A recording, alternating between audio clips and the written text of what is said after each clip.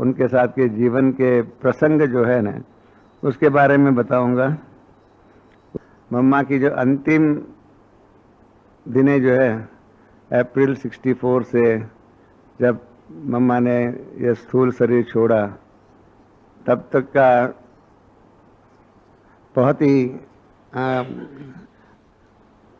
गहरी अनुभूति का वो विषय है, क्योंकि ये मेरा कनेक्शन अपने यज्ञ के कई महारथी बहन भाइयों के साथ उनके शरीर छूटने के, जैसे मम्मा का, जैसे लौकिक ब्रह्मा बाबा की लौकिक युगल जसोदा माता है, दादी पुष्प शांता, ब्रिजेंद्र दादी, आत्म मोहिनी दादी, बड़ी दीदी, विश्व किशोर दादा, ऐसे ही मम्मा इन सब के साथ में उनके अंतिम क्षणों के साथ साथ थोड़ा सा संबंध संपर्क रहा।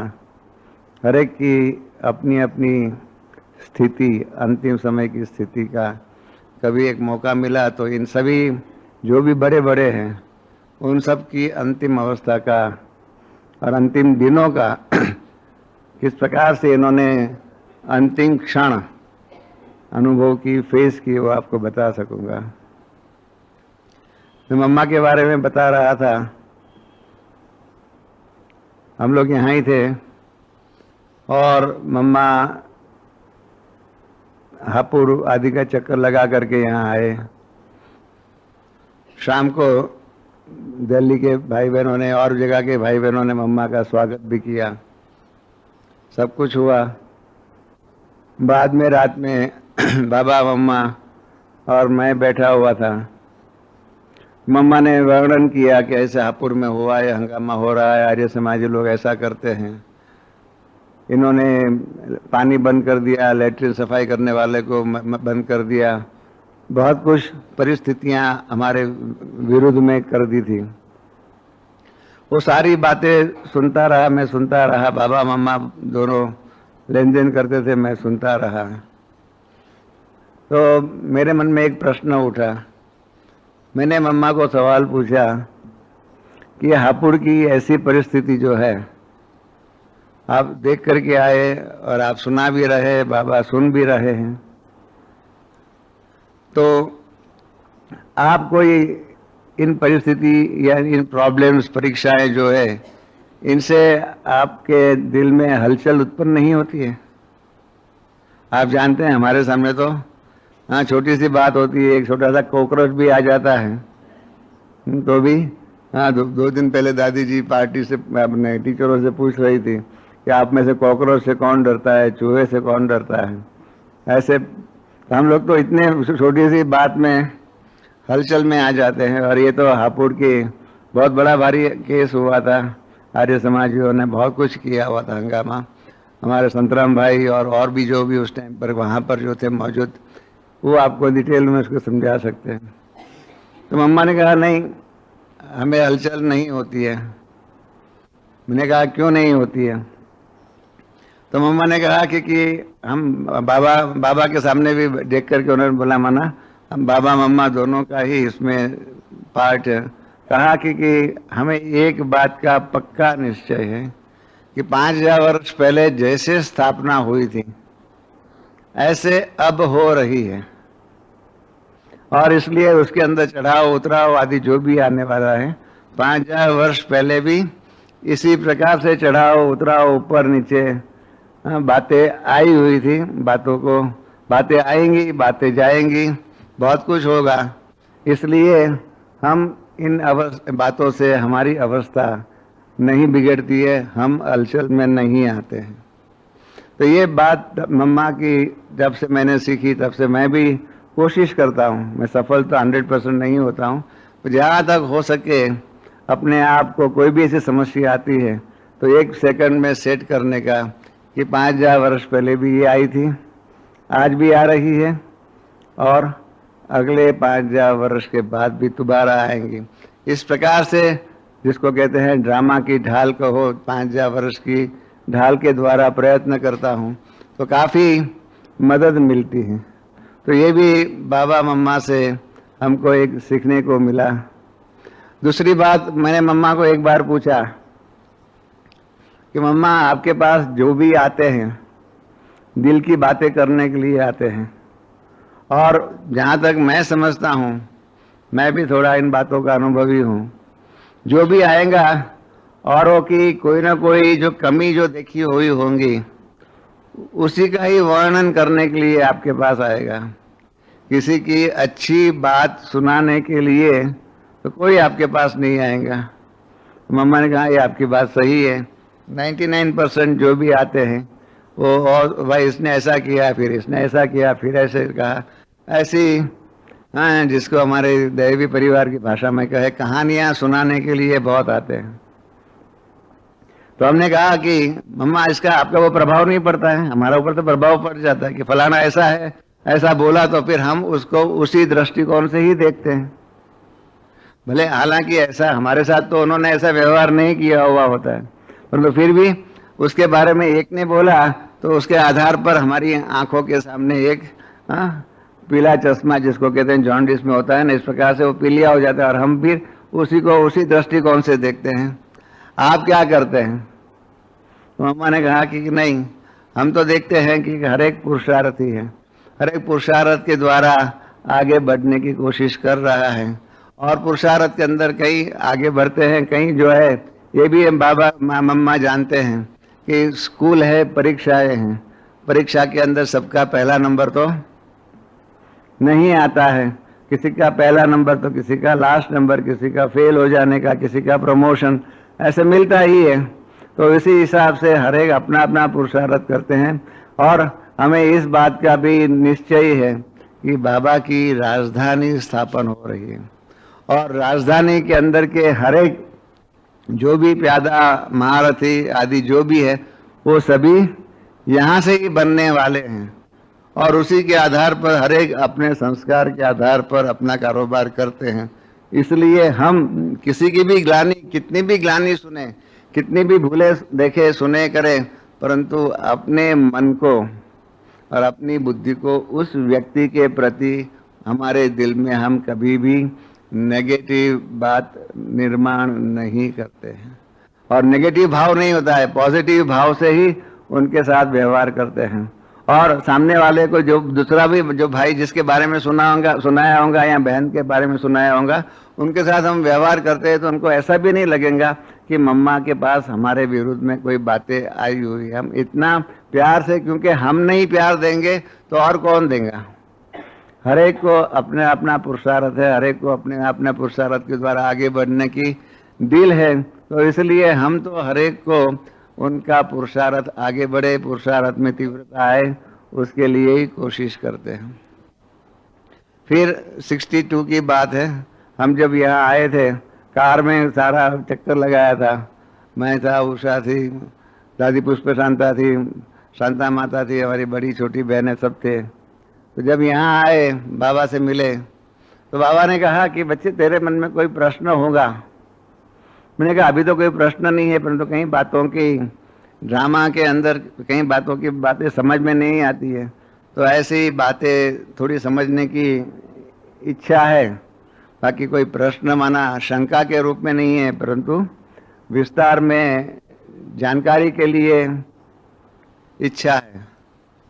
तो बाबा ने कहा, मम्मा को बुलाया क्योंकि ये रमेश बच्चा जो आया हुआ है उसके साथ 2-3 दिन जो है शाम को आप बैठो और उनके पास जो भी प्रश्न है वो प्रश्न का उनको मार्गदर्शन दीजिए। तो दूसरे दिन से ही शुरू हुआ, हमने कई बातें, छोटी बड़ी बातें, पुरुषार्थ की, शास्त्रों की, इन सब बातें कही। दूसरे दिन भी बातें, पहले दिन में तो काफ़ी बातें पूरी हो गई। दूसरे दिन हमने मम्मा से सवाल पूछा कि मम्मा एक बात अभी तक हमारी बुद्धि में नहीं बैठती है। अब तक हमको यही कहा गया है कि जब ब्राह्मणी जो है बंदा भोग लेकर के, जो बहन संदेशी बहन जो है वो जाती है बाबा के पास सूक्ष्मवतन में, तब हमको ये कहा गया है कि ये शरीर छोड़ करके बाबा के पास जाती है। मैंने कहा कि मम्मा ये बात मेरी बुद्धि में नहीं बैठती है कि एक बार अगर आत्मा ये शरीर छोड़ दे, चाहे परमधाम जाने के लिए, चाहे सूक्ष्मवतन में जाने के लिए, चाहे इधर उधर किधर भी जाने के लिए, एक बार शरीर छोड़ ले तो उसके बाद तो ये हृदय बंद हो जाएंगे। उसके बाद अंदर फिर से दोबारा वो आत्मा कैसे आ सकती है? ये बात मेरी समझ में नहीं आती है। तो ये बात मम्मा ने जो जवाब दिया ना, पहला जवाब दिया ना, ये मुझे बहुत अच्छा लगा। मम्मा ने कहा ये बात बाबा ने आज तक तो यही बताई है, इनसे ज्यादा मुझे भी मालूम नहीं है। ये प्रश्न आज रात्रि के क्लास में आप बाबा से पूछना। तो ये मम्मा की, जिसको कहते हैं ना कैंडिड एक्सेप्टेंस, कि जी हाँ मैं नहीं जानती हूँ, बाबा से आप पूछिए।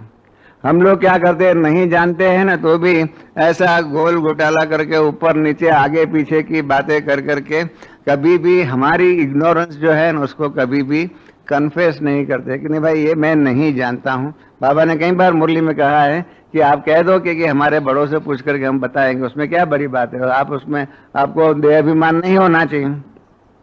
तो ये मम्मा के अंदर हमने ये देखा कि मम्मा के पास देहाभिमान नहीं था। मम्मा ने कहा कि आज तक तो बाबा ने यही कहा है कि संदेशी जो है वो ध्यान में जाती है और शरीर छोड़ करके जाती है, ऊपर सूक्ष्म अवतरण में जाती है, मिलती है, करती है, आती है, वैकुंठ जाती है, जो भी रास खेलती है, सुबी रस पीती है, आदि आदि बताया।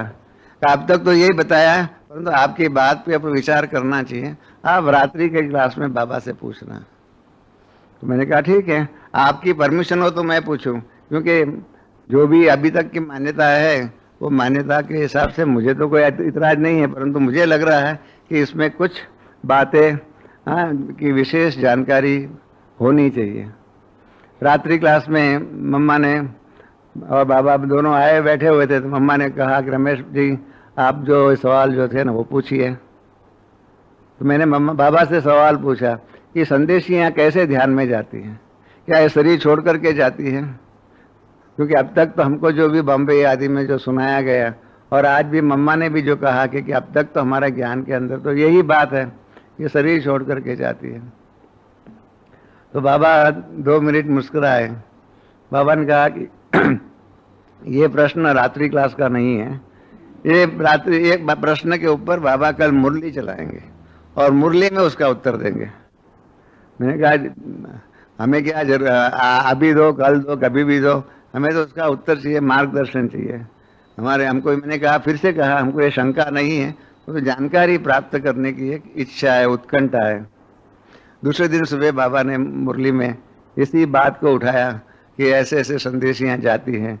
कई बार बाबा ने कहा कि नहीं, यहाँ ही बैठे करके, परंतु दिव्य दृष्टि की बात जो है, जैसे वहाँ पर जो होता है, बाबा ने मिसाल दिया कि गीता में भी है कि अर्जुन जो है, अर्जुन को 11वां अध्याय में आप जानते हैं, उनको विश्व रूप दर्शन का साक्षात्कार कराया। उस टाइम पर वहाँ ही अर्जुन था, अर्जुन का कोई आत्मा शरीर छोड़ करके वहाँ नहीं गया था, परंतु वो एक दिव्य दृष्टि जो है, वो दिव्य दृष्टि के वरदान के कारण वो स्थूल शरीर का नहीं, परंतु उस दुनिया की बातें देखते हैं। बाबा ने बहुत कुछ समझाया।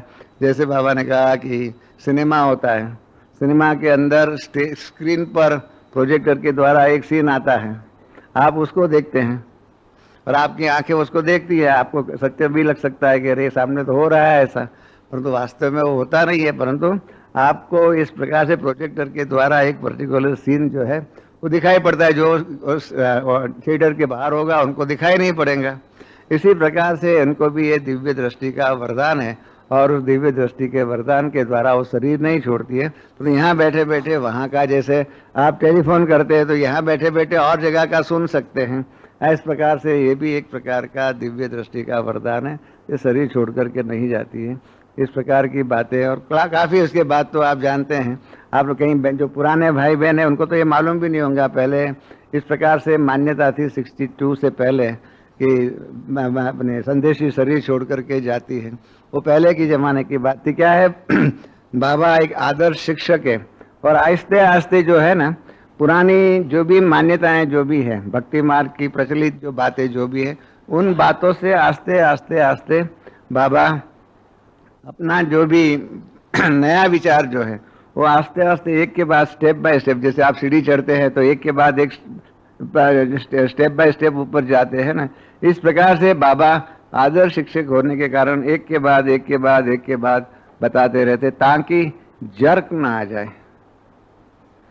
पश्चिम की दुनिया में 14th सेंचुरी के अंदर ये बात हुई थी कि जो रोमन कैथोलिक धर्म जो है उसके बारे में लोगों में जो अंधश्रद्धा थी उसको तोड़ने के लिए माइकल जो भी थे उस जमाने के बहुत से थे, इन सब ने मतलब कोशिश किया और लोगों की श्रद्धा पुरानी बातों में तोड़ने का प्रयत्न किया। पुराने पर श्रद्धा तो टूट गई, तो नए पर श्रद्धा नहीं बैठ सकी। इसके कारण श्रद्धा शून्य समाज हो गया।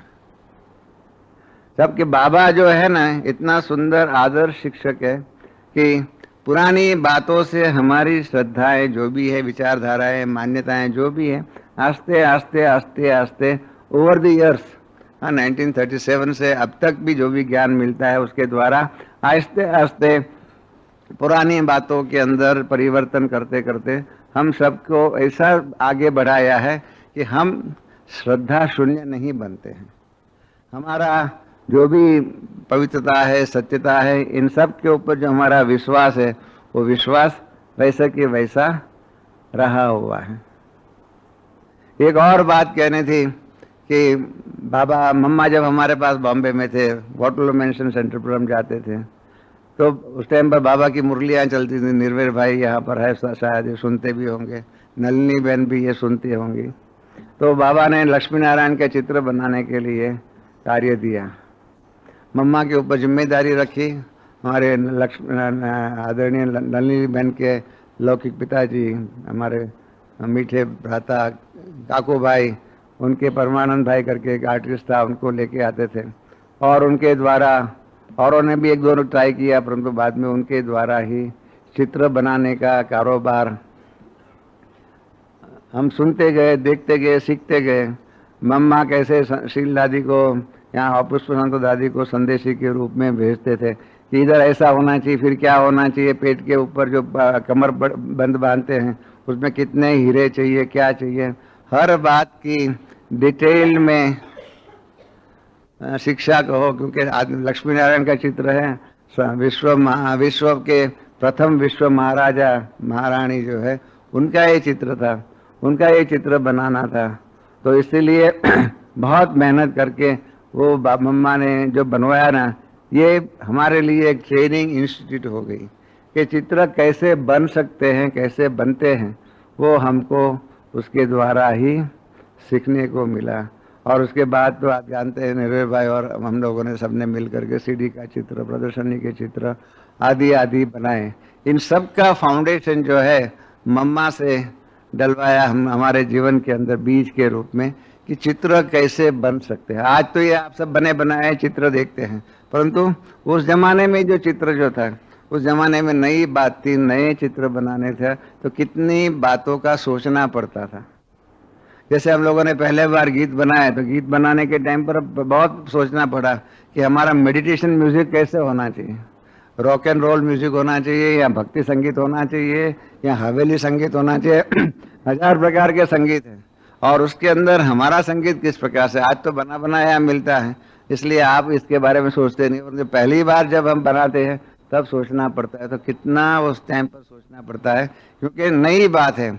और नई बात ऐसी, हमें नई बात दुनिया के सामने रखनी है कि हम औरों की कॉपी नहीं करते और हमारी भले कॉपी करें पर हम औरों की कॉपी नहीं करते हैं। इस प्रकार का हाँ जो मम्मा से बाबा से हम बच्चों को सीखने को मिला। बाबा मधुबन से बताते रहे ऐसा करो, फिर ऐसा करो, फिर ऐसा करो, और मम्मा वहाँ पर संदेशी के द्वारा चित्र बनाते रही और आखिर में लक्ष्मी नारायण का फाइनल हुआ, छपा।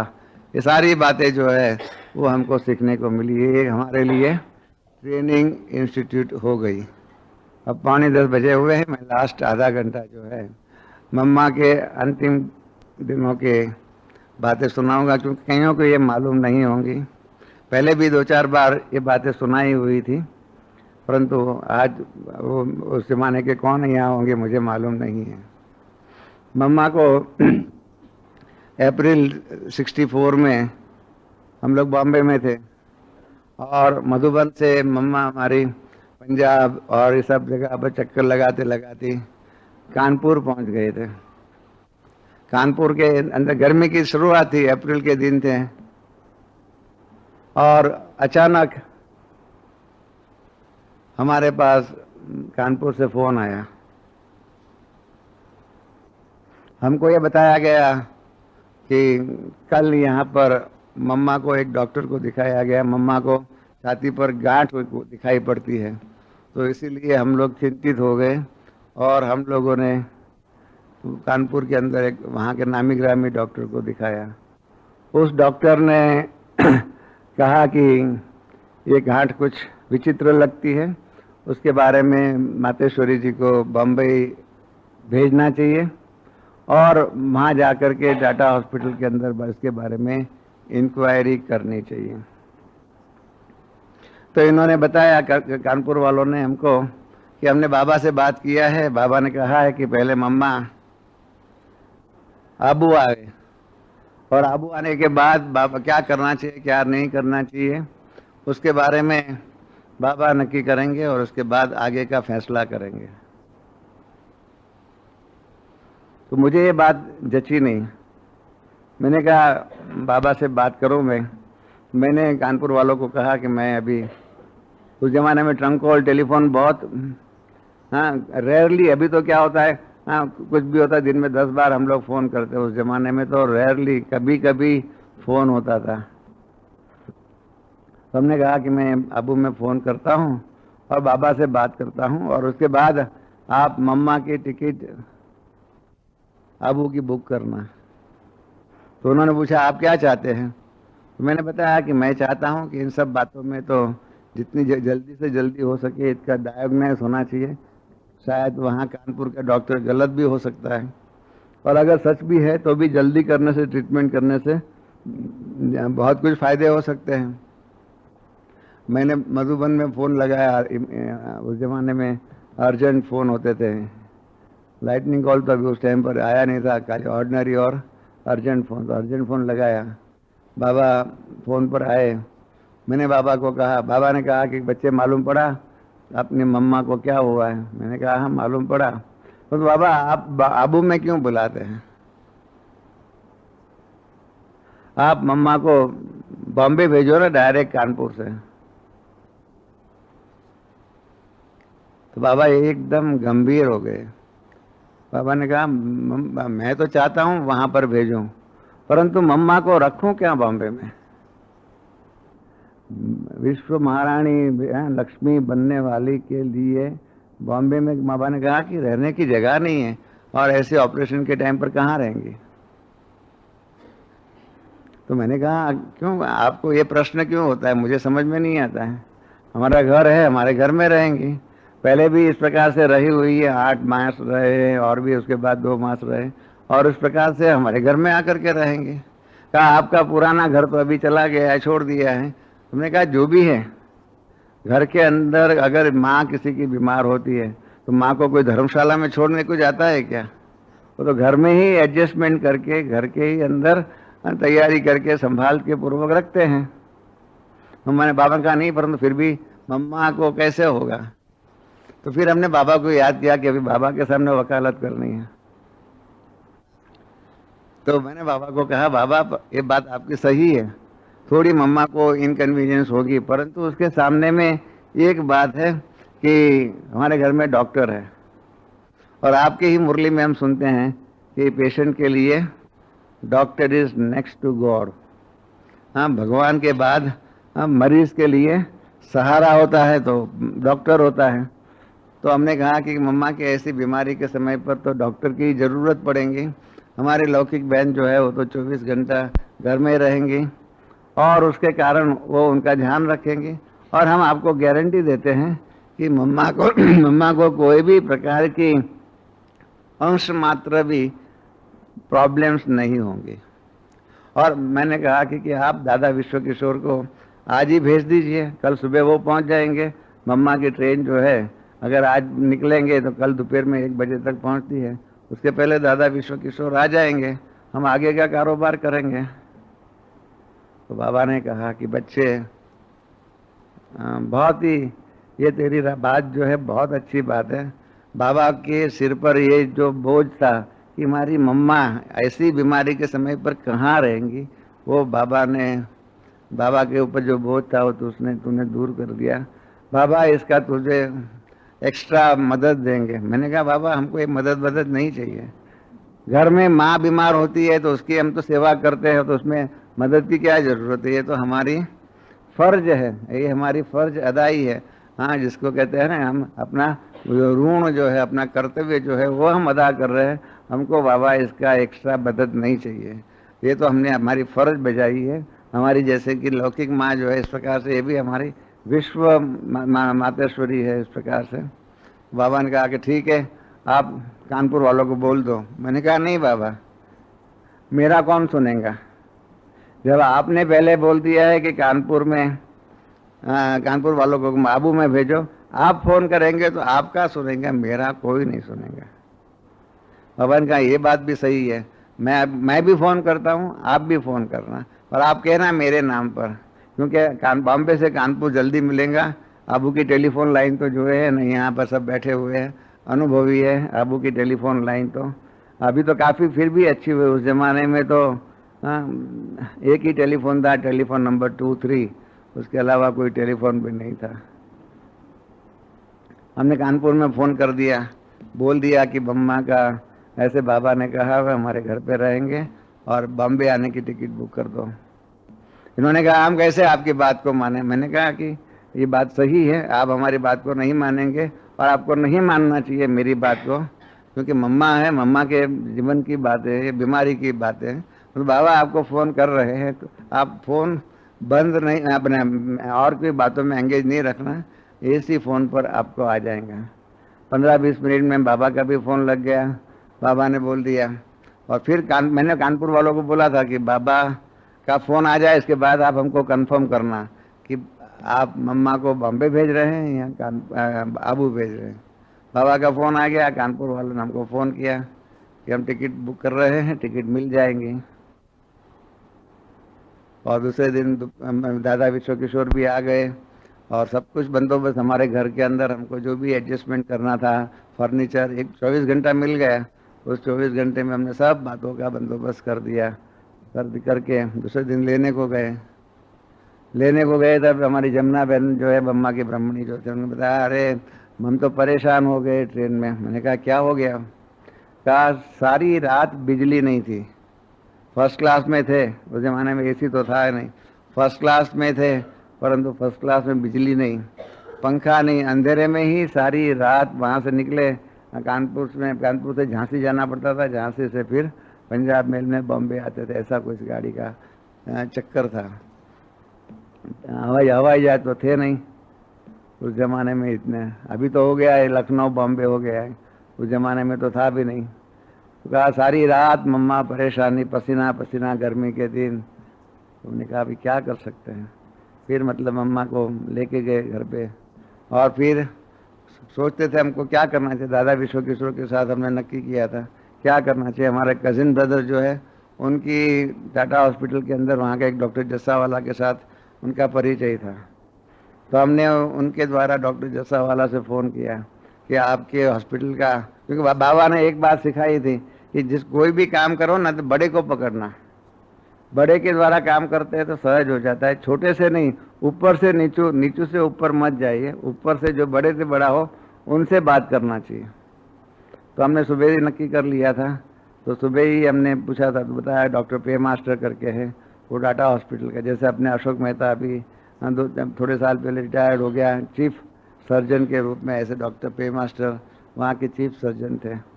उनसे हमने मुलाकात रखी शाम को, वो भी आ गए, उनको बुला करके लेके आए हमारे घर पे। मम्मा भी आ गई थी दोपहर में, फ्रेश होकर के हम मम्मा के कमरे में डॉक्टर पे मास्टर, दादा विश्व किशोर और मम्मा की ब्रह्मणी और हमारी बहन के, हम तो बाहर बैठे रहे। और उसके बाद आकर के बताया, बाहर निकलने के बाद डॉक्टर पे मास्टर ने, कि ये गांठ जो है लगती है कैंसर की है। तो मैंने डॉक्टर पे मास्टर को कहा डॉक्टर आप ऐसे नहीं बोलिए, आप बायोप्सी टेस्ट कराइए। आप मालूम है किसके बारे में बोल रहे हैं? हमारी संस्था के आधार स्तंभ ये है, हम सबकी मातेश्वरी है, और उनके बारे में, उनके जीवन के बारे में ये सारी बातें हैं, और आप ऐसा बोलते हैं, प्लीज़ थिंक ट्वाइस, बायोप्सी जब तक नहीं होती तब तक ऐसा मत बोलिए। डॉक्टर पे मास्टर मेरे सामने देख करके ऐसा बोलता है कि मिस्टर शाह, अंग्रेजी में बोला, this is my 40 years experience. 40 साल से मैं इस प्रकार की गांठ को देखते आया हूँ, इस प्रकार की जो है मेलिग्नेंसी जो है उसको मैं देखते आया हूँ, और इस प्रकार की गांठ जो है ना वो कैंसर की ही होती है। मेरा 40 साल का अनुभव है। How can I deny my experience? मैं मेरे अनुभव को, हाँ, अनुभव जो मेरा है उसके आधार पर कह रहा हूँ। मेरा अनुभव ये है, मैं कैसे कहूँ कि मेरा अनुभव ठीक नहीं है? मेरा 40 साल का अनुभव, मेरी सारी जिंदगी कैंसर के पेशेंट के साथ गई है। हमने कहा ठीक है, फिर भी हम आते हैं कल आपके हॉस्पिटल में उनको दाखिल करने के लिए। हॉस्पिटल में गए, दूसरे दिन दादा विश्व किशोर और हम दोनों गए, एडमिशन फॉर्म भरा। उसके अंदर पहला सवाल आया, उनकी आमदनी कितनी है? मम्मा की आमदनी कितनी है? मम्मा की तो खुद की तो कोई कमाई तो थी नहीं। हमने कहा 0। तो इन्होंने कहा तो 0 है तो भी ऑपरेशन कैसे हो सकता है? यहाँ आमदनी नहीं है, कुछ नहीं है। हमने कहा हम बैठे हुए हैं ना, आपने तो पेशेंट की आमदनी पूछी, हम लोग सब बैठे हुए हैं ना, आप जितना भी खर्च कहेंगे इतना करने लिए तैयार है, परंतु पेशेंट की आमदनी कितनी है? वो 0 है। तो कहा आप सबकी कितनी भी आमदनी हो, हमको पेशेंट के आमदनी के आधार पर नक्की करना होता है कि उनका हॉस्पिटल में रहने का खर्चा कितना होगा, ऑपरेशन का खर्चा हॉस्पिटल में रहने का खर्चा कितना होगा, ऑपरेशन का खर्चा कितना होगा, ये सारा ही खर्चा कितना होगा हम उनके खुद की आमदनी के आधार पर नक्की करते हैं। आप सबकी आमदनी के आधार पर नहीं। आप भले लाखों रुपया खर्च करने के लिए तैयार हो, परंतु पेशेंट का तो हमने कहा 0 है। तो इन्होंने लिख दिया फ्री, ऑपरेशन फ्री। रहने के लिए उन्होंने पूछा किस में रहेंगे? हमने कहा फर्स्ट क्लास में। तो इन्होंने फर्स्ट क्लास भी फ्री में कर दिया, ऑपरेशन भी फ्री, हाँ, डॉक्टर पे मास्टर का भी फ्री, सब कुछ फ्री हो गया। इन्होंने कहा ये पेशेंट तो हमने पहली बार ऐसा देखा जो फर्स्ट क्लास में जाता है परंतु उसकी आमदनी 0 है। हमने कहा हकीकत यही है, आपने हमारी सबकी आमदनी का नहीं पूछा हुआ है, पेशेंट की खुद की आमदनी है।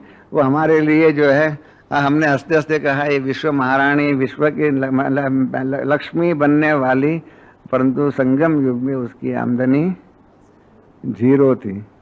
ये कितना कॉन्ट्रास्ट। एक जमाने में मतलब सतयुग के अंदर सारी लक्ष्मी जो उसको कहते हैं वो सब उसके पाँव में होंगी, उसके हाथ में होंगी।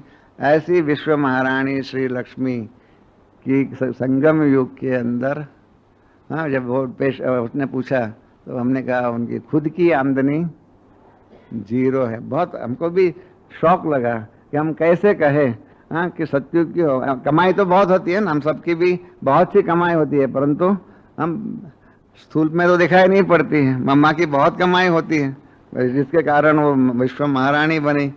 इतनी कमाई परंतु 0 लिखना पड़ा। फिर 2 दिन के बाद मम्मा को हॉस्पिटल में लेके गए, ऑपरेशन फिक्स हो गया। उसके बाद ऑपरेशन थिएटर में ले जाने के टाइम पर वो आए, मैंने और दादा विश्व किशोर ने नक्की किया था कि हम ऑपरेशन थिएटर में हम दोनों लेके जाएंगे, ऑपरेशन का जो वार्ड बॉय जो होता है ना वो उसको लेके नहीं जाएंगे। तो इतने में उन्होंने वार्ड बॉय जो लेने के लिए आए थे उनको कहा कि ठहरिए, इसके पहले एक लड़की का ऑपरेशन है, उसको भी इस प्रकार की गांठ है और उसका बायोप्सी करना है, और अगर बायोप्सी में उसको कैंसर निकला तो उसका लंबा चलेगा, नहीं तो उनका तो आधे घंटे में पूरा हो जाएगा। तो हम लोग तो बहुत खुश हो गए कि जैसे, क्योंकि उसके बाद में हम वहाँ खड़े रहे ऑपरेशन थिएटर के बाद, तो बाद में मालूम पड़ा, उसके बायोप्सी करने के लिए भेजा तो रिपोर्ट आया उसको कैंसर नहीं है। हमने कहा ये तो शकुन तो बहुत अच्छा हो रहा है, और अगर ये इसके पहला पेशेंट का कैंसर नहीं निकला तो मम्मा का भी नहीं निकले तो बहुत ही अच्छा है। फिर हम दोनों अंदर लेके गए ऑपरेशन थिएटर में, मम्मा को छोड़ करके हम बाहर आए, ऑपरेशन के बाहर खड़े रहे। ऑपरेशन के बाद डॉक्टर ने टिश्यू निकाला, ऊपर लेबोरेटरी में भेजा और रिपोर्ट आया। वो अंदर जाता है उसके पहले हम बाहर खड़े थे ना, हमारी बहन तो अंदर थी, अनिला बहन, उसने अंदर से आकर के बताया कि रिपोर्ट आया है, कैंसर है, मेलिग्नेंट ग्रोथ है। कैंसर को कहते हैं, मेलिग्नेंसी कहते हैं। तो वो कैंसरस है और इसलिए ऑपरेशन करना ही पड़ेगा। वहाँ से ही टेलीफोन मेरा एक क्लाइंट था, मैंने उसके पास फ़ोन करके रखा था कि हम आपको ऑफिस बताते रहेंगे, आप माउंट आबू में 23 नंबर जो है उस नंबर पर फ़ोन करते रहना। हम वहाँ से सीधे ही हम जैसे मालूम पड़ा कि मैलिग्नेंसी है, वो बाबा को बताया, फिर ऑपरेशन हुआ वो बताया, वो सारा ही बता करके जैसे जैसे ऑपरेशन बाहर निकले मम्मा आए वो भी बताया, और बताया कि सारा ही इस साइड का जो भी है वो काटना पड़ा, वो सारा ही जो भी अनिला बहन ने बताया, डॉक्टर ने बताया था, वो हमारे अनिला बहन अंदर ही थी, तो वो सारा ही बाबा को बताते रहे। सारा ही दैवी परिवार के सामने ये समस्या हम बड़ी बाबा के बारे में, मम्मा के बारे में आई, सब देखते रहे, सुनते रहे, और हम पीछे ध्यान रखते रहे मम्मा के पास। तो मम्मा की जो जमुना बहन है यहाँ पर बीबी है मधुबन में, उनसे भी आप अपना अनुभव पूछ सकते हैं। इस प्रकार से मम्मा का कारोबार ऑपरेशन का चला, करीब 1-1.5 महीना रहा। मम्मा को ऑपरेशन के बाद हॉस्पिटल में ले जाने का, लाइट आदि देने करने का कारोबार, जो रेडिएशन जिसको कहते हैं, वो होता रहा। रोज़ मम्मा के साथ जाने का, मम्मा के साथ। मम्मा ने हमको एक दिन कहा कि हमारे कारण आपको भी हॉस्पिटल में आना पड़ता है, ये आपका हिसाब किताब चुक तो हो रहा है। मैंने कहा नहीं मम्मा, मैं इसको नहीं मानता हूँ। इसका मतलब ये हो गया हमारी माँ अगर बीमार है, उसके हम हॉस्पिटल में देखने को लिए जाते हैं, तो उसके कारण क्या हमारा हिसाब किताब चुक तो होता है क्या? ये हमारा हिसाब किताब चुक तो के आप भाषा हमको नहीं बताइए। ये हम हमारी जिसको हम कहते हैं फर्ज अदाई, वो फर्ज अदाई कर रहे हैं। हम ये हिसाब किताब चुकत करने की बात नहीं कर रहे हैं। तो मम्मा ने बहुत अच्छी बात कही कि आपकी धारणा बहुत अच्छी है। कहीं कहीं को तो हम कहें ना कि आप फर्ज, आपका हिसाब किताब चुकतो यार कहाँ बराबर है, ऐसा मानेंगे। मैंने कहा मैं ऐसा नहीं मानने के लिए तैयार हूँ। आप हमारी माँ हैं, और माँ के लिए अगर हम कुछ करते हैं, हाँ आप सब यहाँ बैठे हुए हैं, आप कहीं यहाँ माता है बैठे, आपका बच्चा आपके लिए करे, वो आपके हिसाब किताब उसका चुक तो होता है या उसकी एक फर्ज अदाई करता है? क्या करता है? हाँ, फर्ज अदाई है ना। तो मैंने कहा कि हम ये हमारी फर्ज अदाई कर रहे हैं। हमारा भाई भाग्य बनता है नहीं बनता है वो बाबा के हाथ में। मैं वो उस प्रकार से सोचता नहीं हूँ कि इससे हम आपके साथ में आते हैं, हॉस्पिटल में आते हैं, उसका मेरा भाग्य बनता है, ये मैं इस बात में नहीं जाता हूँ। मैं तो इतना मानता हूँ कि मुझे बाबा ने हमारे फर्ज अदाई करने के लिए, क्योंकि मैंने आपको उस दिन भी बताया कि जब हॉस्पिटल के अंदर फॉर्म भरना था तो मुझे साइन करना पड़ा नियरेस्ट रिलेटिव का।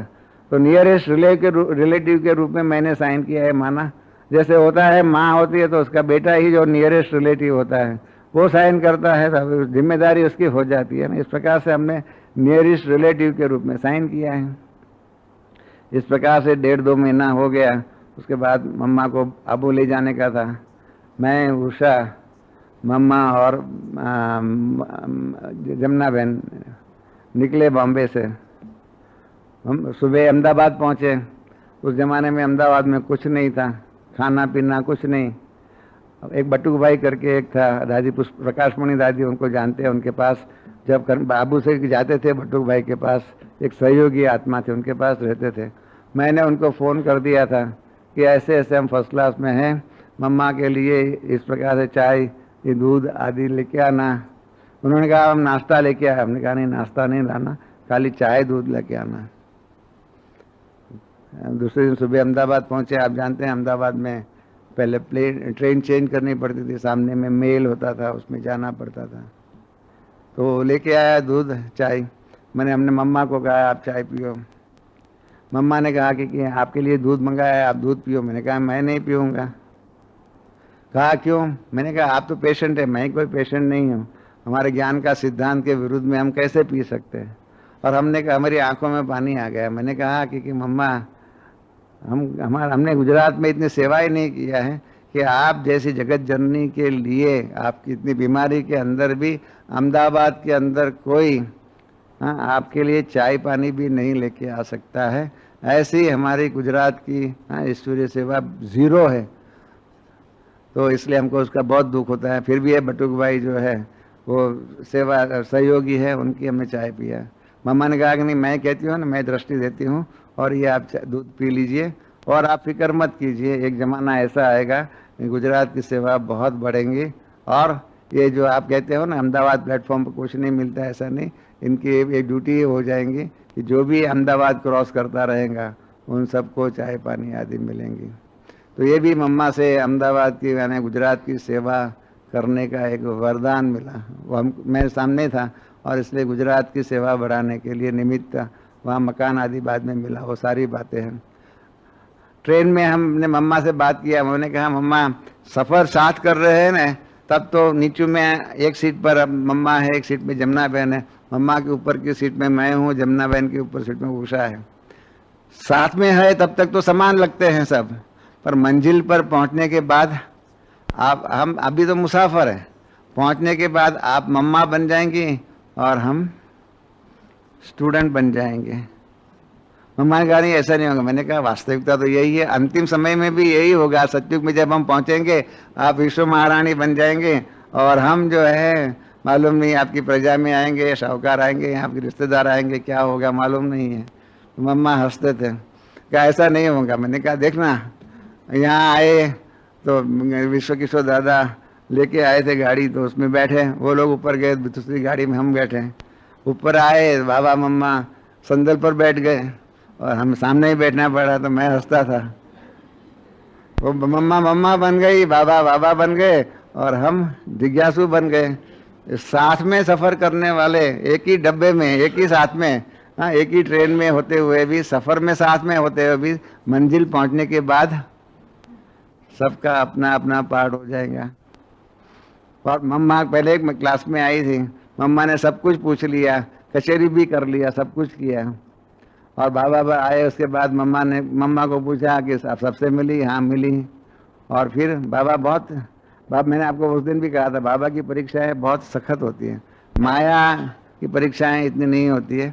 बाबा इतने मम्मा ऑपरेशन करा करके आए, सभी आए, तो भी बाबा ने सीधा ही सवाल पूछा, मम्मा अपनी ड्यूटी संभाली, कचहरी कराई?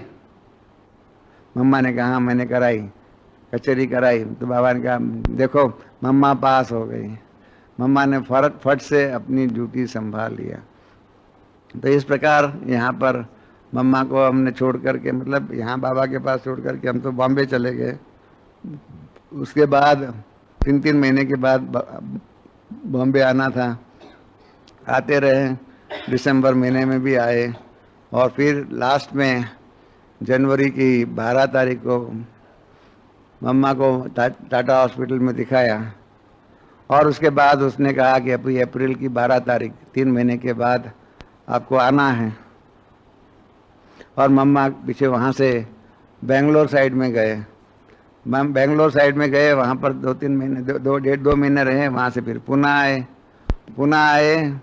तो पुणे के अंदर 12 अप्रैल को आना था, तो 11 अप्रैल को पहुँचना था। पुणे वालों ने बहुत फ़ोन किया कि नहीं हम तो मम्मा को छोड़ेंगे नहीं, हमको हमारा पेट भरा नहीं है, हमको 1 हफ्ता और यहाँ रखना है। हमने कहा भाई ये तो ऑपरेशन, ये तो डॉक्टर की बात है, उसने अपॉइंटमेंट दिया है 12 अप्रैल का, हम डॉक्टर पे मास्टर को पूछ करके बताएंगे। डॉक्टर पे मास्टर को बताया, क्या भले हॉस्पिटल ऑफिस में बैठा हुआ था, वहाँ से फ़ोन करता रहता था। शाम को मैंने फ़ोन किया, नीलाबेन फाई की बात थी, वो आए मम्मा 18 तारीख को। और हमारी मैं दोपहर में 12 बजे की अपॉइंटमेंट थी, 11-12 बजे की। तो हमारे अनिला बहन जो है ना, वो मम्मा और जमुना बहन और उषा, मैं समझता हूँ ये चारों ही गए। उषा नहीं थी, नहीं तीनों ही गए। करुण पोजीशन है, ये हकीकत है, वास्तविकता है। नीचू यहाँ आती है, नीचू में थल्ले में बैठी रहती है बड़ी बहन, एक बड़ी बहन नीचू में बैठी रही थी। तो मैंने उनको, मैं नीचू में गया तो मैंने कहा बहन आप नीचू में क्यों बैठी है, ऊपर आपके नाम का इंतजार हो रहा है। कहा मेरी तबीयत ठीक नहीं है ना, मैं चल नहीं सकती हूँ, इसलिए नहीं आती हूँ। तो मैंने कहा आप क्लास में जाते हैं, ऊपर जो है ना वो ऐसा है। इस प्रकार से ऐसे नीचू में बैठे रहेंगी पर ऊपर तक नहीं आएंगी, ये हकीकत है। इसलिए हमने दादी जी से बात किया, तो दादी जी ने मुझे ही कहा कि निर्वे रतनमणि दादी और दादी प्रकाशमणि दोनों ही थे। इन्होंने ही मेरे को कहा अरे आपकी गलती है, आप स्ट्रिक्ट क्यों नहीं होते, जो ऊपर नहीं आती, जो बड़ी बहन नहीं आती उनको कहो। दादी जी ने, रतनमणि दादी ने, दोनों ने कहा कि 20 जुलाई को आपका पूरा होता है, 21 और 22 जुलाई को फिर से आवे, बड़ी बहन को लेकर के आए। क्योंकि डिसिप्लिन जो है उसका भंग जो है ना वो बड़ी बहनों के द्वारा ही होता है। और वो नहीं आती है, क्योंकि मैंने ये कंप्यूटर का एग्जाम्पल बताया। दादी ने कहा ऐसे तो बहुत सी बातें हैं, बड़ी बहनें नहीं आती इसलिए शायद भट्टी का भी ऊपर नीचे प्रोग्राम कर रहे हैं, इतने तक कारोबार में गलतियां हो रही हैं। तो ये हिसाब किताब रखने की विधि में भी पड़ गया था, काला हो गया था। मैंने देखा कि ऐसा क्यों है, आज डॉक्टर ने कुछ बोला है ऐसा लगता है। तो मैं अनिला बहन को हमारे बाहर गैलरी में लेके गया। गैलरी में लेके गया तो मैंने पूछा, आपका मुख काला क्यों हो गया है, मुख पीला क्यों हो गया है? डॉक्टर ने क्या बोला बताओ? तो गोल गोल गोल गोल बोलने लगी। मैंने कहा नहीं, मेरे को गोल गोल नहीं सुनना है, आप सच बताओ क्या बताया डॉक्टर ने? तो उन्होंने कहा कि तुम सुन नहीं सकेंगे, ऐसा सुनाया है। मैंने कहा आप मेरी फिक्र मत करो, वास्तविकता जो होगी, will have to face reality. तो इन्होंने बताया कि डॉक्टर पे मास्टर ने कहा है कि ये जो कैंसर जो है छाती तक था ना, अभी जिसको अंग्रेजी में कहते हैं वाइल्ड फायर की माफिक ये लंग्स की तरफ जा रहा है। तो मैंने कहा उसका उपाय क्या? डॉक्टर ने क्या बोला? कहा इसका कोई उपाय नहीं है। तो फिर हमने पूछा कि इसका अर्थ क्या? तो डॉक्टर पे मास्टर ने कहा कि अभी इसका अर्थ यही है कि 3-4 महीने तक ये पेशेंट रहेगा, उसके बाद इसका शरीर छूट जाएगा। मैंने कहा इम्पॉसिबल है, नहीं होना चाहिए। डॉक्टर पे मास्टर कौन होता है? कहा नहीं, उसने जो बताया, उसने जो भी देखा सब किया, उसके आधार पर बताया है। मैंने किसी को नहीं बताया। मैं हमने अनिला बहन को कहा कि ये बात आप अपने तक ही रखना, मैं इसका प्रयत्न करता हूँ और ये पे मास्टर झूठा होगा और मम्मा हमारी बच जाएंगी। हाँ भले। दूसरे दिन सुबह भोजन करके जैसे ऑफिस में जाता मैं गया, शील दादी अपने घर पे थी।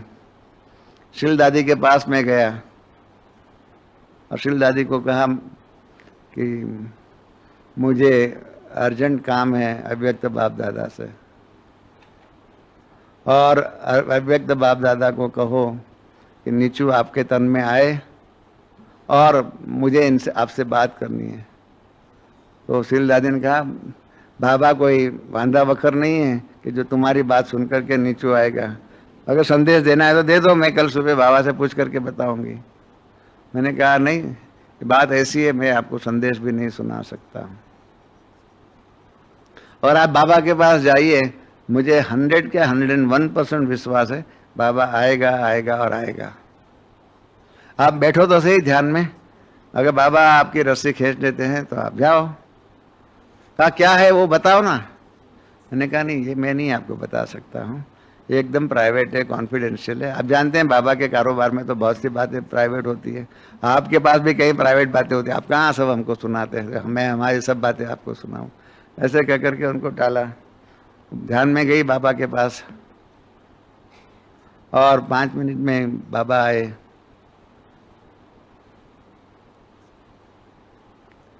जब बाबा आए तो बस तब तक मेरा जो संयम था ना, वो संयम छूट गया। आंखों से पानी बहने लगा, बोल नहीं सकता था।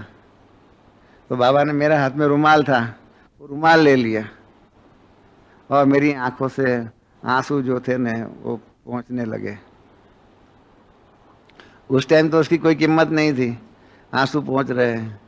परंतु अभी बाद में जब मैं, जिसको कहते हैं ना अंतर्मुखी बनकर के इंट्रोस्पेक्शन, उस बात को सोच रहा हूँ, तब मैं समझता हूँ कि मैं एक बहुत अच्छा भाग्यशाली बाबा का बच्चा हूँ।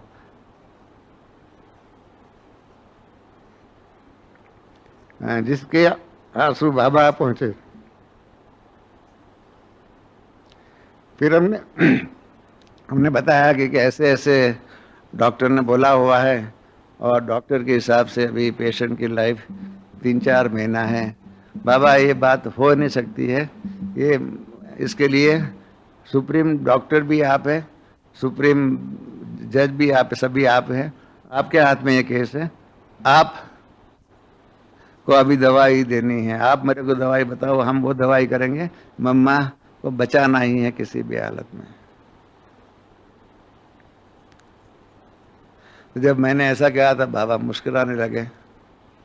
बाबा ने कहा नहीं बच्चे, ड्रामा का भावी यही है, इस ड्रामा के भावी को बाबा भी चेंज नहीं कर सकते। मैंने कहा नहीं बाबा, आपको चेंज करना ही होगा। आप हमारे भक्ति मार्ग के तो भगवान आपसे, आप जानते हैं मैं भक्ति मार्ग का भगवान के बारे में पहले से ही आप बाबा को कहता आया हूँ कि मुझे भक्ति मार्ग का भगवान ज़्यादा प्यारा है अपने ज्ञान का मार्ग का भगवान से, क्योंकि हमारा भक्ति मार्ग का भगवान तो करतुम अकर्तुम अन्यथा करतुम होता है, जो चाहे जैसा चाहे जितना चाहे वो कर सकता है, आपको इस बारे में करना ही होगा। भगवान का नहीं बच्चे, इसमें जिद नहीं करो, ये ड्रामा की भावी है। मैंने कहा बाबा आप भी नहीं कर सकेंगे तो हम किसके पास जाए? आप भी नहीं कर सकते, ड्रामा भी नहीं कर सकता है, ये ड्रामा की यही भाई है तो भाभी है, तो हम क्या करें? तो बाबा ने कहा कि तुम बच्चे, तुमको एक काम करना होगा। मैंने कहा बोलो। कहा मैं ये संदेश को नहीं बताऊंगा, मैंने तेरे आंसू भी इसलिए तेरे रुमाल से पहुंचा, नहीं तो इसके साड़ी से भी पहुंच सकता था, पर इसके साड़ी से पहुंचता था ना तो साड़ी गीली होती थी, उसको समझ में आ जाता था कि तुमने रोया है और बाबा ने आंसू पहुंचे हैं। तो इसलिए तुमको अपनी स्वस्थता धारण करनी होगी। तुम्हारा रुमाल भी गीला होगा तो उसको मालूम नहीं पड़ेगा, मैं संदेश को नहीं बताऊंगा। और तुम्हें एक कागज पर लिखना होगा, कागज मम्मा के ऊपर लिखो कि कल डॉक्टर ने ऐसा ऐसा कहा है, आगे का भविष्य आपके 3-4 महीने की ही जिंदगी है। मैंने कहा नहीं बाबा, ये मैं नहीं लिखूंगा। भगवान के बच्चे आपको लिखना ही होगा। मैंने बाबा को कहा बाबा, आप गुजराती में कहा बाबा आप बहुत कठोर है, माना पत्थर हृदय है, पत्थर हृदय है, आप हमारे से बहुत कुछ चाहते हैं, मेरी शक्ति के बाहर की बात है। कौन ऐसा बच्चा होगा जो अपनी माँ को लिखे कि माँ अभी तेरा 3-4 महीना ही बाकी रहा हुआ है, 3-4 महीने के बाद तेरा शरीर छूटने वाला है? ऐसा कौन बच्चा लिखेगा? कोई लिखेगा? बहुत कुछ। अभी तो बहुत प्रेम से कह रहा हूँ, उस टाइम तो आंख में आंसू बहता जाए और मैं कहता जाऊँ बाबा आप बहुत कठोर है, बहुत पत्थर दिल है, ये सारा ही मैं नहीं कर सकता हूँ। बाबा ने कहा नहीं, तुम्हें ही करना होगा, बाबा तुमको मदद करेगा, बल देगा। मैंने कहा नहीं बाबा मेरे से नहीं होगा। बाबा ने कहा नहीं, तुमको ही करना होगा। ये आज रात को जाकर के ऑफिस में जाकर के बैठो, पत्र लिखो, मम्मा को दो, मम्मा को देने के बाद पत्र मम्मा से हाथ से ले लो और एक लिफाफा में डालो, उसके ऊपर लिखो हाँ साकार ब्रह्मा बाप को ही मिले, ऐसा लिखो। उसके बाद एड्रेस करो और ब्रह्मा बाबा के साथ में चिट्ठी उसमें लिखो कि ये बाबा ब्रह्मा बाबा पढ़े, क्योंकि बाबा ने कहा तुम्हारा अक्षर ही बाबा पढ़ते हैं और कोई नहीं पढ़ता है, मेरे अक्षर जो है ना बहुत टेढ़े मेढ़े हैं, तो बाबा ही पढ़ सकते थे और कोई ईशु दादी भी नहीं पढ़ती थी, वो भी नहीं पढ़ सकती थी। बाबा ने कहा तेरा पक्ष तो पढ़ता है, बाबा ही पढ़ता है, और बाबा को लिखो कि ये पत्र पढ़ करके फाड़ करके फेंक दे, ये बात किसी को भी नहीं बतानी है। आप मतलब मम्मा बाबा और मैं रमेश और अव्यक्त बाबा, इनके सिवाय कोई भी मालूम नहीं पड़े। हमने कहा हमारी बहन को, अनिला बहन को भी नहीं बताना है, किसी को भी नहीं बताना है। मैंने कहा बाबा हमने तो लास्ट में आपसे बात किया है, लास्ट अंतिम, हाँ जितना हो सके इतना आपसे पुरुषार्थ करवाया मम्मा की जीवन बख्शाने के लिए। करीब 1-1.5 घंटे तक बाबा बैठे, बाबा ने हर बात से बहलाया किया, मेरा मूड जो है बाबा ने शक्ति दिया, सब कुछ किया। और बाबा गए, उसके बाद शीलबेन वापस आई, कहने लगी क्या हुआ, 1-1.5 घंटे तक क्या बात किया? मैंने कहा कारोबार की बातें थी, आप बताओ तो सही। मैंने कहा बताने की तो कोई बात नहीं है, कारोबार की बात है, मैं जाता हूँ। ऑफिस में गया और बाबा ने जो शक्ति दिया था ना, उस शक्ति के आधार पर 5-6 बार कागज लिखा, फाड़ दिया, लिखा फाड़ा, लिखा फाड़ दिया, फाड़ दिया, हिम्मत ही नहीं होती थी। कैसे हो जाए? आप सब यहाँ बैठे हुए, भाई लोग बैठे हुए, आपको आपकी मम्मा के मातेश्वरी के बारे में कहने को, लिखने को आ जाए, ये माँ आपका जीवन अभी 4 मास का ही रहा हुआ है, हिम्मत है आप में, ताकत है, आप लिखेंगे? इतने भाई लोग यहाँ बैठे हुए, दिल कैसे चलेगा? आखिर में लिल करके लिख लिया, करके बंद कर दिया। शाम को 6 बजे, पहले भी नहीं गया, पहले जाओ तो भी सबको शंका हो जाए, घर में गया, भोजन कराया, उसके बाद मम्मा को कहा कि आपसे मेरे को अर्जेंट प्राइवेट बात करनी है। मम्मा और हम दोनों बैठे थे। मैंने मम्मा को कहा कि आज एक चिट्ठी आई है, ये चिट्ठी आपको पढ़नी है। मम्मा ने पूछा किसकी चिट्ठी आई है? मैंने कहा अव्यक्त बाप दादा की चिट्ठी है, मेरे द्वारा लिखाई है, लिखाने वाला वो है, लिखने वाला मैं हूँ। मम्मा ने पढ़ा, पढ़ने के बाद खाली यही कहा, ड्रामा की भाभी, कह करके जैसे मैंने कहा बंद कर दो, बंद कर दिया, लिफाफा में डाल करके मुझे वापस दिया। कहा अभी क्या करना है? मैंने कहा ये मैं कल बॉम्बे मतलब आबू में भेज दूंगा। तो ये बहुत कठिन दिन था जो है ना, 19 तारीख के बाद का 20 अप्रैल का जो दिन था ना, वो मेरी जिंदगी का मैं समझता हूँ बड़े से बड़ा पेपर हमने दिया, ऐसा पेपर। हाँ, परंतु जब बाबा ने कहा था तो दिल के ऊपर पत्थर रख करके उस कार्य को किया। आंखों में से पानी तो बहता रहे, परंतु उस दिन बाबा ने जो आंखों से ऐसा आंसू पोंछे ना, उसके बाद जब तक मम्मा ने शरीर छोड़ा तब तक आंखों में से एक भी बूंद पानी का नहीं गिरा। ऐसे ही बाबा ने आशीर्वाद को, बल को, शक्ति को, जो भी दिया। और उसके बाद मम्मा को रोज हॉस्पिटल में ले जाना पड़ता था, उनको रेडिएशन और भी जगह पर, ताकि कहते सर बढ़े नहीं, लंग्स के ऊपर तो कहते रेडिएशन दे नहीं सकते थे, और जगह पर नहीं बढ़े, पेट के ऊपर और सब जगह पर वो सब कराते रहे। और इस प्रकार से करते करते करते फिर मई का एंड आया। फिर डॉक्टर पे मास्टर के पास फिर से दोबारा मम्मा को लेके गए। अनिला बहन अकेली गई थी, मम्मा को अंदर सुलाया था और डॉक्टर पे मास्टर ने कहा कि कैंसर बहुत बढ़ गया है। मम्मा को श्वास की भी बहुत तकलीफ, बहुत कुछ तकलीफ थी। कहा कि इसको अभी और कोई दुनिया की दवाई काम में नहीं आएगी, उसको जहाँ चाहिए जहाँ लेके जाओ, शांति से वहाँ रहे और शांति में ही अपना शरीर छोड़ने दो। तब अनिला बहन को ख्याल में आया कि अभी बाजी हम हार गए हैं। और फिर हमने बाबा को फ़ोन किया, डॉक्टर कहते हैं कि अभी उसको आबू ले जाओ, आबू भेजो। तो बाबा ने कहा कि ठीक है भेज दो। तो फिर 4 टिकट बुक कराई। बाबा मतलब मम्मा, जमुना बहन, अनिला बहन और बाबा का लौकिक बच्चा नारायण, ये 4 लोग गए। अहमदाबाद में चेंज होकर के फिर गए, आबू में पहुँचे। हमको रोज समाचार बाबा फ़ोन के द्वारा, अनिला बहन के द्वारा मिलता था। और यही बाद में अनिला बहन भी आ गई, दिन प्रतिदिन तबीयत बिगड़ती जा रही है, बिगड़ती जा रही है।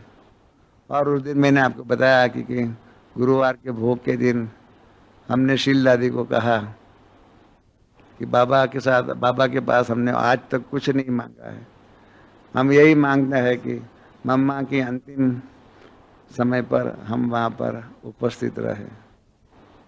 शील दादी ने एकदम गुस्सा किया, अरे तुम्हारे मुख में से ऐसा शब्द निकले, तुमको लज्जा नहीं आती है कि मम्मा की अंतिम समय पर मैं हाजिर रहूं? मम्मा हमारी शरीर छोड़ने वाली ही नहीं है। मैंने कहा मम्मा तो शरीर छोड़ने वाली नहीं है, वो तो मैं भी जानता हूँ, तो फिर भी आप बाबा को कह के रखो। अगर नहीं छोड़ने वाले होंगे तो मम्मा बाबा कहेंगे कि ठीक है बच्चा है, तुम्हारी फालतू बातें हैं, मम्मा को शरीर छोड़ने वाले नहीं है। मम्मा क्या, बाबा क्या जवाब देते हैं आप जानो, मैं क्या जानूँ, आप बाबा को बताना। कहा मैं बताऊंगा, बाकी तेरा ये बकवाद है, ये ऐसा तुम्हें नहीं बोलना चाहिए, तुम्हारे को अक्ल है या नहीं? ऐसा शील दादी ने मुझे बोला, क्योंकि मम्मा के प्रति स्नेह के कारण, और कुछ नहीं था। फिर संदेश लेके गई, इन्होंने आकर के बताया कि मम्मा, बाबा कहते हैं ड्रामा में जो होगा वो सब ठीक ही हो जाएगा, वो जो भी बच्चे की इच्छा है पूरी हो जाएंगी।